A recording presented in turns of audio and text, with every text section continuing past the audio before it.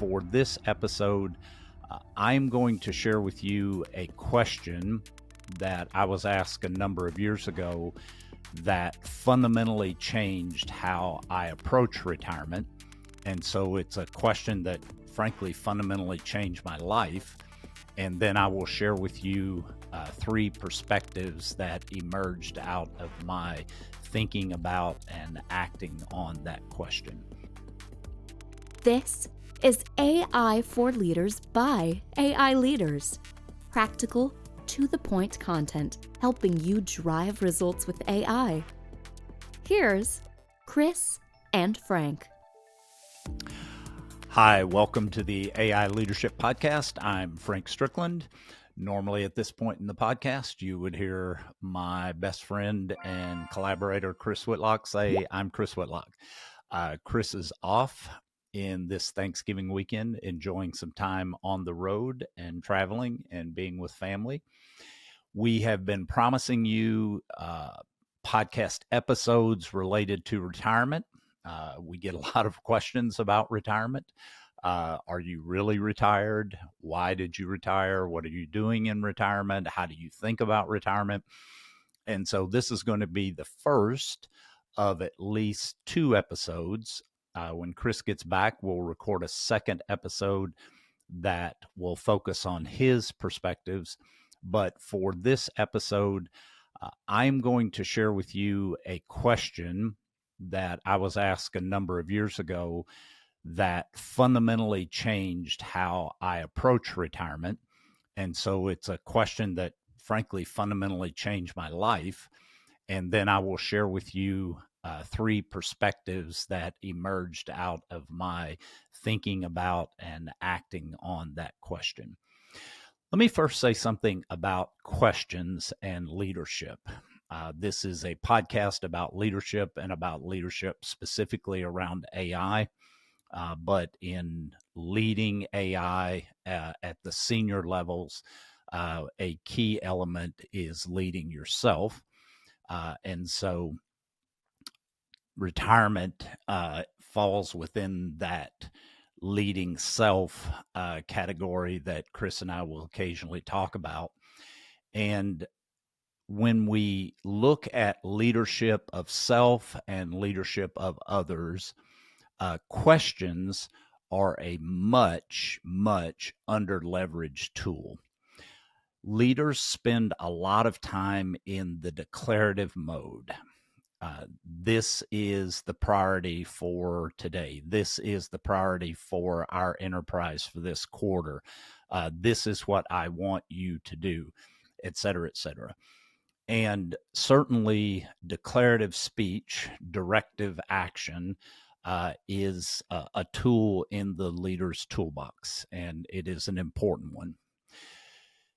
To ask someone a question is to invite them to open up their frame of reference, how they are thinking, and to reflect and reconsider and respond. And my observation of my own leadership, of the leaders that I've worked with and around, and in Chris's and my training of leaders today, the use of targeted questions, purposeful questions, not rhetorical questions, not kind of fact-based questions. You know, I'll ask this person a question about random forest to see if they really know what they're talking about. You can use those questions, and again, they're tools and they have a place. But I'm really talking about questions like the example that I'm going to give you in a moment that fundamentally help someone step back and reflect and reframe their thinking and respond. And I'll share with you something that I used to say in our leader training activities. It is something that all leaders know. I've stopped saying that now because I'm not sure that all leaders are consciously aware of this, certainly. And frankly, I'm not sure that a good number of leaders actually believe it. And it is this truth. people believe and are committed to far more what is in their minds and what comes out of their mouths than what is in your mind and what comes out of your mouth as a leader. Let me just say that one more time. People are far more committed to and therefore far more likely to act on with passion what is in their mind and what comes out of their mouth as opposed to what is in your mind and what comes out of your mouth. And so if you sharpen the ability as a leader to ask targeted questions about the work content and about the people doing the work, you will tremendously, I believe, increase your impact as a leader, and you will strengthen your people, and you will train other leaders in this best practice. And so Chris and I have a framework for asking questions about the work content, AI work content, and the people, the practitioners doing the AI work. We'll do a podcast on that framework at some point. But for now, I want to segue to the question I was asked by our portfolio manager. My wife's and my portfolio manager a number of years ago. His name is Fred. He asked a question that fundamentally changed how I think about retirement and some implications for that, and frankly, just had fundamental effects on my life. And that question was this: Frank, why are you always talking that way? Now, a little bit of a background around the question that will give you a better sense of the impact of that question on me. Fred he spent his formative years in the United States Army as an officer, came out of the Army, went to Georgetown, got a law degree at Georgetown. Just to sort of give you a mental picture to characterize Fred, he might sleep in a blue suit, a white shirt with button-down collar and red tie. Fred is very conservative, very measured in his words, very soft-spoken, and when he says things, he has thought through them. He says them for a purpose. He's very surgical with his words. And so we're having our annual portfolio review, and I am carrying on as pioneers are wont to do, and I am on the far right of the pioneer scale, and I am carrying on about things that I'm going to do in the future. PhD program, yada, yada. Doesn't matter what it was. I don't remember exactly, but I can vividly remember carrying on about things that I'm going to do in the future. And this conservative, surgically speaking, soft-spoken investment manager leaned forward and looked at me, very steely eyes, and said in an aggressive tone of voice, "Frank, why are you always talking that way?" And so it immediately arrested my attention, the way in which he asked the question. But then he unpacked the question for me. And again, it caused me to reframe, reflect, and respond in a way that changed fundamentally how I approach retirement, and frankly, has had fundamental impacts on my life. And he explained the question this way. He said, you're always talking about when you're going to do this, when you and Renee are going to spend time in Europe, when you're going to get a PhD, when you're going to possibly write a book, when. And then he asked a follow-on question, which nailed it. He said, "Tell me, when is when going to be?" Those are the two questions. Why are you always talking that way? And when is when going to be? Those may seem for you like straightforward and simple questions. They were very targeted questions that went not only to the depths of my mind, but frankly to the heart of my soul, and caused me to reflect, on the answer to those questions and reframe my own thinking about the future, about my wife's and my future together, and just about my life and how I was thinking about life. And so I'll share with you the first of three implications for retirement that fell out of my reframing and responding to those two questions. And the first is what I call chapters 13 through 16. I began to think about life in quartiles. The quartile system is used in a variety of data sets.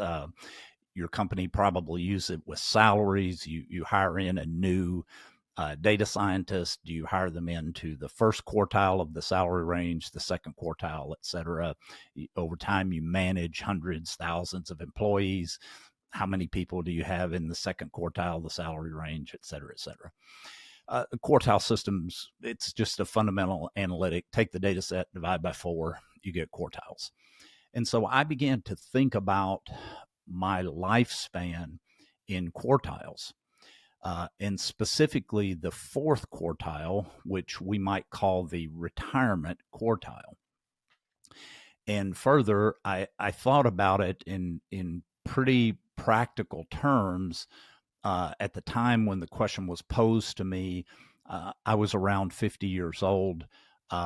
I had a lot of data on my health history from my family, from my own personal health examinations. And I began to think probabilistically about how long my life would last on this earth. And so I got to the point with actuarial tables and health data of thinking, okay, probabilistically, I'm going to live to about 84 years of age. It's probabilistic. Another good, those of you who are listening or are AI practitioners or AI leaders, this should certainly be very comfortable to you. For those that are not, you should go off and get yourself comfortable in probabilistic thinking. And so probabilistically 84. And so I started to think about the fourth quartile of my life, roughly speaking, the period from about 60 to about 84, or about a 24-year period. And I began to think of that fourth quartile in quartiles. Again, just dividing by 4. And so I came up with this framework that I called chapters 13 through 16. Now, this is where it starts to get, very, very practical. If we look at, in my particular case, 4 6-year periods as the retirement quartile, and we just call, the first 6 years chapter 13, and then chapters 14, 15, 16. Very easy to conclude that in terms of my mobility, my energy level, my health, and things associated with my physical wellness, that, chapters 13 and 14 are going to highly probably be better than chapters 15 and 16. At some point, entropy is batting 1,000, and at some point, the body is going to begin to run down, and the diminishing returns curve is going to move from the plateau, which I'm up on now, coming up on my 62nd birthday. The plateau is going to begin the decline. And so it gave me a very sharp focus on chapter 13, because, again, probabilistically, these 6 years of chapter 13 are going to be, from a physical wellness standpoint, the best 6 years that remain in Renee's and my life. And 6 years go by like that.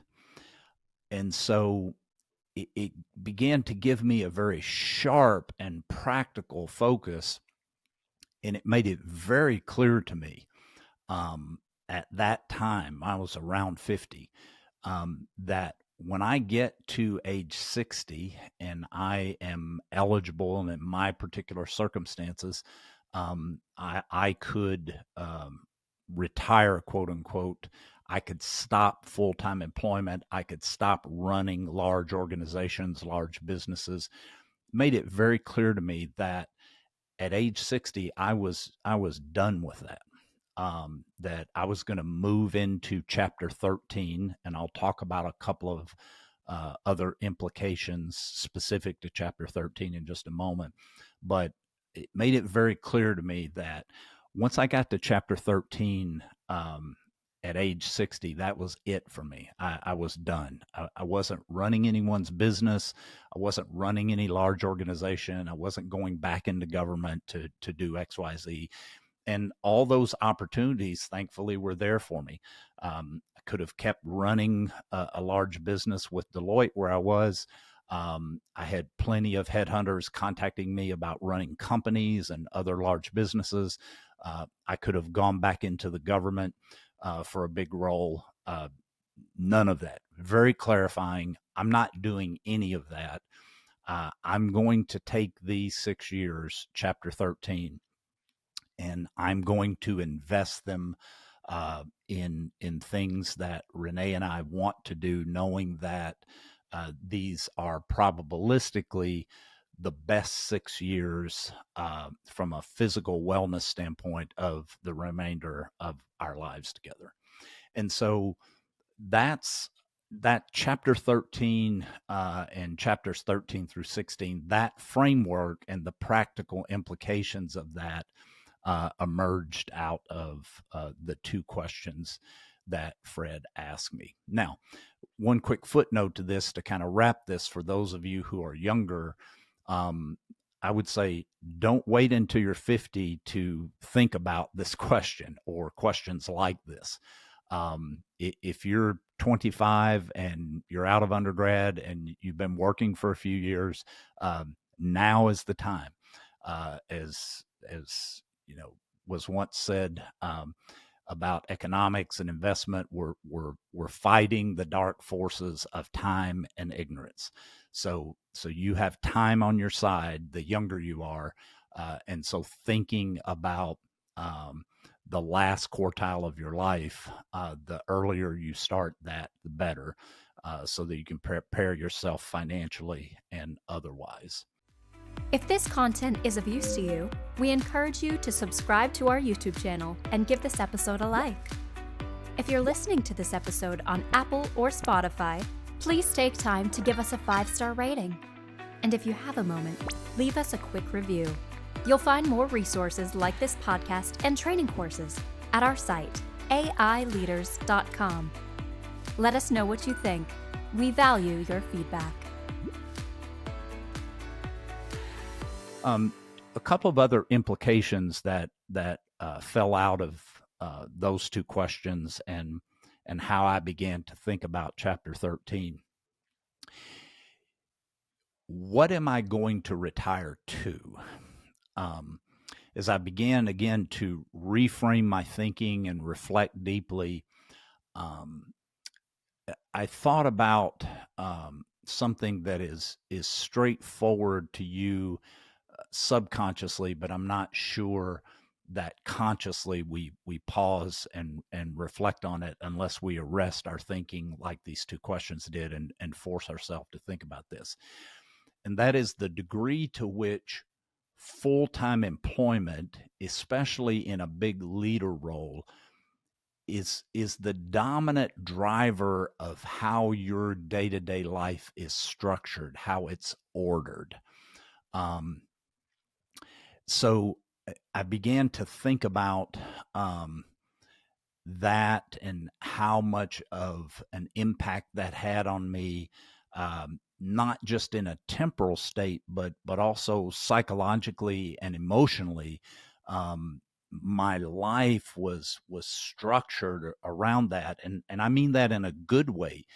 You know, it gave a degree of foundational anchoring to my life in knowing that, yes, I've got paid time off, I've got holidays, but those are small breaks. My years are organized and structured very heavily, not exclusively, but very heavily on this quote unquote 9 to 5, which of course for a leader is not 9 to 5. It's more like 5 to 9, but very heavily influenced by my full-time employment. So what it made me begin to think about is I'm going to go from that tremendous structure and all of the implications, all of the connections, the community, and all of that. I've got to go to something. And it can't be just jumping out of the airplane, well-controlled system, well-defined system, the airplane, jumping out into free air with no handholds, no grounding whatsoever. So I began to think about, what am I going to retire to? I thought about this a few weeks ago. I was with a group of men, and they were talking about a friend who had made a lot of money in tech and had retired pretty early at around 50, had all of the things materially that you could possibly want, but was showing up either intoxicated most of the time or having heavily imbibed. And they were burden for this individual because it just appeared that he was on a very unhealthy path. And they mused about, they said things like, he doesn't have anything. He doesn't have a job to go to. He doesn't have any connection points. And it is this principle, I believe, of you can't go from this well-ordered, well-structured system to nothing. You have to define, what is it that you're retiring to.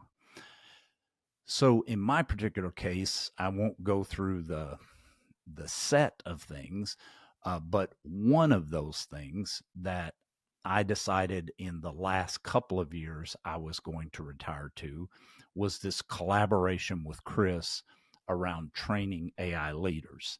And so when we retired, and we retired at the same time, essentially, we're essentially the same age. We wrote a book, and that book gave us focus and grounding, body of research, thinking, arguing about points, getting things clear in our minds, getting them down clearly on paper. We wrote a book, and then from the book, we started to build a body of courses to teach leadership of AI and delivery of those courses. And so that was a thing, not the thing, but it was a clear thing that I was retiring to, which gave me something that I personally need. It gave me an intellectual focus. Now, that brings me to the third implication, and this, I think, helps to answer a question that Chris and I get on the regular, which is, people will encounter us. We're working on a second book, for example, that will be coming out here in about a month and a half, and people will hear that we're working on a second book, and they'll go, "Aren't you retired?" And the question that I've started to ask them, and hoping that it will help them reframe and reflect, is, how do you define retirement? And parenthetically, the definition is not the cessation of all intellectual activity. And so the third implication that fell out of all of this that is critically important for me in my value model is flexibility. Yes, I am still intellectually engaged on a part-time basis in these AI-related activities that Chris and I are doing, writing books, building courses on AI leadership, and the AI Leadership Podcast, this podcast. But I have, and he and I have, complete flexibility. We control the pace and the schedule of what we're going to do and when we're going to do it. And for me, again, as I reframed, reflected, and then decided, responded to how I was going to organize my retirement and this chapter 13 of the fourth quartile of my life, the flexibility was just tremendously important to me. Again, if you think back in just kind of very core practical terms about your work life right now, it has those benefits, those systemic benefits that I alluded to, but you are also driven by that system. That system organizes your schedule. You have to schedule your time off within the context of that system. I want in this chapter of my life a tremendous amount of flexibility. A very, very practical example happened just a few minutes before I started recording this episode. The lead pastor of my church called me and said, "Hey, we have this class that we're going to launch mid-January to the end of February. Could you teach it?" And I said, "I would love to, but I can't because I'm going to be in Costa Rica for a month during the winter because I hate winter. No me gusta invierno. Plus estudiando español. So I'm studying Spanish. I hate winter here in the DMV. The sky is gray. It's rainy. It's cold. It snows. No me gusta. So I'm going to go to Costa Rica, where there is sol todos los días, sun every day. It's warm, and I'm going to work on my Spanish because I'm studying Spanish and trying hard to learn how to be basic conversational in Spanish. And so the flexibility is tremendously important to me in how I organize and manage chapter 13 and this fourth quartile of my life. And so that was the third implication that fell out of those two questions. So that is my contribution. Hopefully that is helpful to you, my contribution to your thinking about retirement and leading yourself. And again, whether you are very early in your career or very late in your career, certainly any time of your life is a good time to sit back with those two questions or questions like those, reflect, reframe your thinking, and then respond with a new framework. So hope that was helpful to you. If you are listening to the AI Leadership Podcast on YouTube, please give us a like this episode, subscribe to our channel. It's helpful to get the word out. If you're listening on Apple, Spotify, etc., please rate and review. Again, it helps to get the word out to other AI leaders and make them aware of the resources that we are producing on how to lead AI programs and projects. So we'll be back next time with Chris after Thanksgiving, and we will record an episode with Chris's perspective on retirement.